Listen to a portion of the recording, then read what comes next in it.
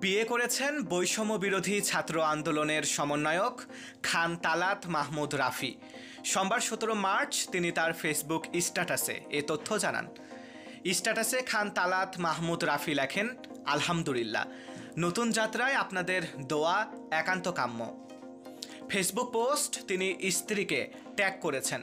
সেখান থেকে জানা যায় রাফির স্ত্রীর নাম জান্নাতুল ফেরদাউস মিতু।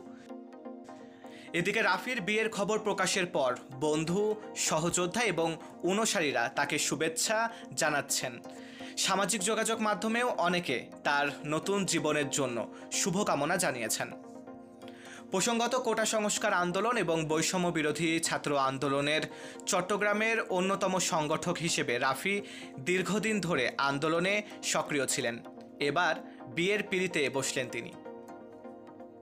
মারুফ হাসান বিশাল, বাংলার 10।